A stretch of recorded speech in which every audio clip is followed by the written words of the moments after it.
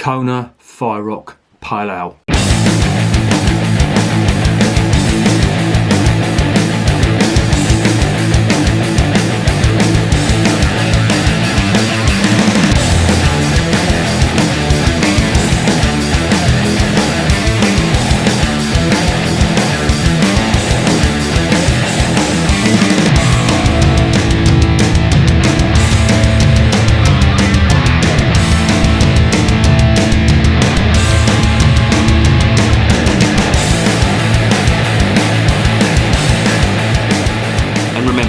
Life is too short to be drinking shitty beer. Welcome to another edition of Bangs, Bikes and Booze Reviews.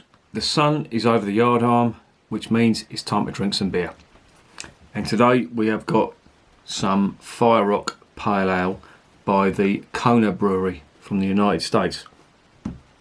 Now, interesting fact, Kona Brewery are owned by the Craft Brew Alliance. Sounds great, doesn't it? The Craft Brew Alliance own quite a few breweries in America, and Craft Brew Alliance, you think, sounds good. Just been bought out by AB InBev. So, read into that what you will, but I know I always say that breweries, whoever owns them, it doesn't bother me if the beer's good, the beer's good. But it annoys me when I see AB InBev buying up everyone, because it's like a threat. And everybody is a slave to the dollar. And there are a few out there, don't get me wrong, who won't sign up to that, but it just seems like all them big breweries now that, and I can see them getting their fucking knickers in a knot over the stamp they put on them American beers, official craft brewed beer, and all these ones that have been bought out by AB InBev are going, oh, we're still a craft brewer and all that. To be honest, a lot of that tires me. The politics of beer tires me sometimes, and I just think, oh, well, fuck it, it's all about the beer. I don't care who brews it. But you do have to, at some point, you have to step back and you think, these fuckers are buying everything up. And once they've bought everything, you know, they can do what they want. Yeah, that does bother me slightly, but I'm going way off topic here. This is brewed by the Kona Brewery, who are based out of Hawaii, in the United States, or an island off the United States. And I've tried a couple of theirs before, and they've been pretty good, actually. I've tried their lager. I think it's Longboard Lager, and I tried their IPA as well, which was really good. So I'm expecting reasonably good things from this as well. They're classed as a national brewery in the United States now, so obviously being taken over by AB InBev has broadened their distribution, spread. But I think, you just got to look at breweries like this and you think, well, is that the best move for you? I don't know. I'm not a brewer. I don't run a business, so I really can't comment on people that do that. Some people really get wound up about, being bought out by AB InBev and all that, and being bought, even over in this country, being bought out by Marston's and all that. I don't want to go into it at the moment. Maybe I'll do one episode and I'll just talk about the politics of beer, because honestly, you could dedicate a whole fucking episode to it. But I'm not going to do that now. I just wanted to see what this is about. So I'm going to shut up and I'm going to tell you what this is about.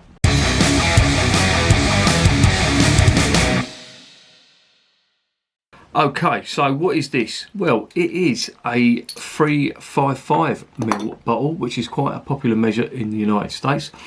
It is a pale ale, and it's called Fire Rock Pale Ale. It's, from what I've been reading up about it, it's quite heavy in the malt and not too heavy in the hops, which is unusual. So I'm thinking this could potentially be a British style pale ale, but who knows. As I say, it's 355ml.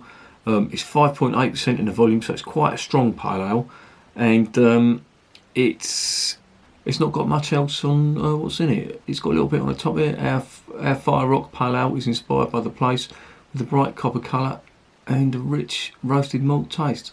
Aloha. And it's got active volcanoes on the big island of Hawaii leave visitors awestruck by their power. A glow of lava meets the ocean is an amazing sight. And they're saying, our Fire Rock is pale ale is based on that. Absolute fucking nonsense. Anyway, let's get it open and let's see what's going on.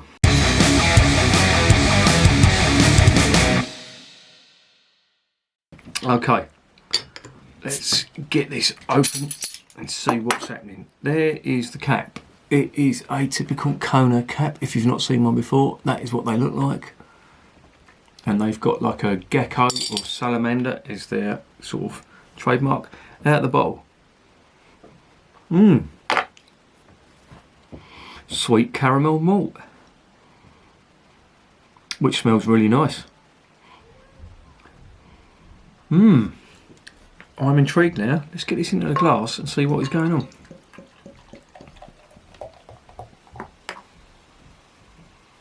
There is a fair bit of carbonation in this. I can see this from just filling it out. Fucking hell, yeah, that is going for it. Wow, look at them bubbles. I'll just put that down there. Look at the bubbles in that. That was what Goose Island was like. Yes, was it yesterday or the day before? I can't remember. I'd say this coronavirus, the days are just merging into one. But there is, and that's a good sign because it seems to be calming down now, and there's very small bubbles, which is always a good sign. The head is quite foamy. It's an off-white quite head, huge bubbles in the head. On the nose, out the glass.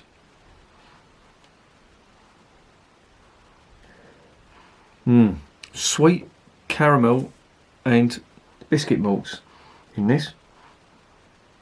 It smells quite nice actually. It's come out of the fridge, so this is cold. So let's get it down the hatch and see what's going on.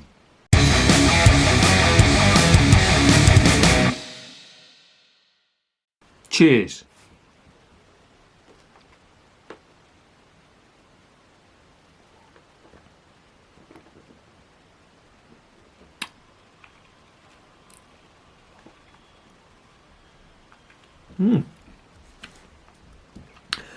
Not too bad. As I say, this is very malt heavy. First thing you get is caramel malt on that. There's slight hot bitterness and biscuit malt on the arse end of it.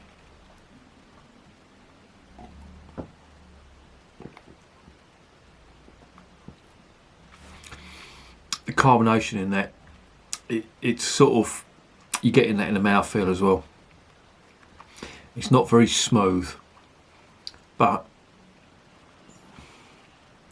it's very sort of British in its style.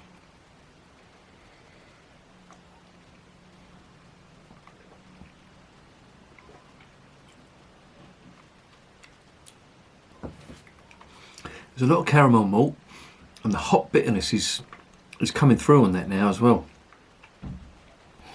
There's elements of fruit in there. I'm just getting that now. It's on the aroma, and there's fruit on the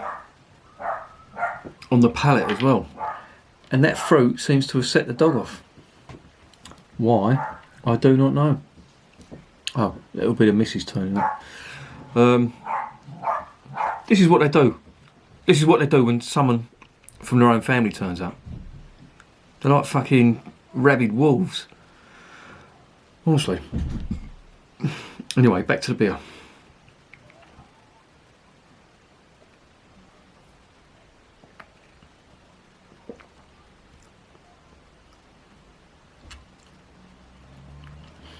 Now that is not your typical American beer. I would have been from a pale ale from America. I'd be expecting a hell of a lot more malt, lots of citrus, hoppy notes on that. Not getting that at all. There's a lot of big caramel malt on that, and some biscuit malt. The carbonation is still going for it. I don't know whether you can see that. That's reflected in the mouth as well. It's quite lively in the mouth. It's not smooth at all. Very, very British in its style. Them hops are making it sort of taste like almost like a bitter, like a canned bitter. It's okay. I don't mind it, despite the carbonation. It's not bad. If you're expecting, if you're a fan of the usual big hop flavours you get from American pale ale, don't bother with this, because this is very much a malty, bitter, if you like. If you can imagine, big caramel malt, hop bitterness, earthy hop bitterness, not citrusy at all.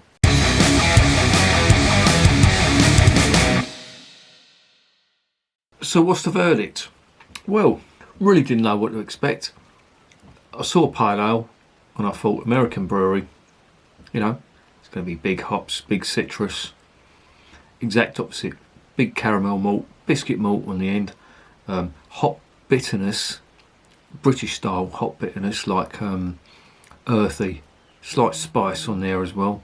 But it's not bad. I mean, it's quite drinkable. I've got this out of the fridge, and yeah, it's pretty cold, and I'm still getting all them big flavours. So yeah, not bad. I'd give it a 7 out of 10.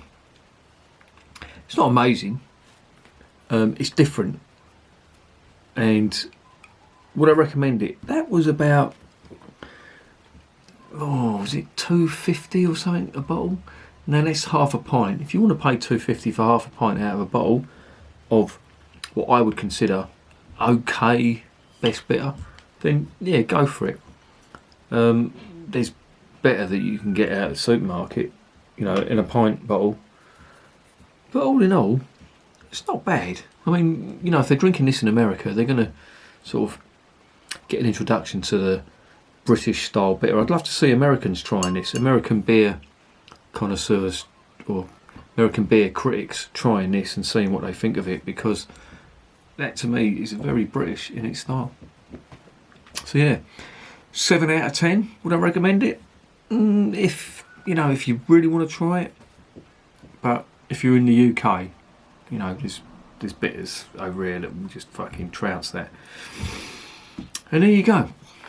And as I always say, beer is working class champagne.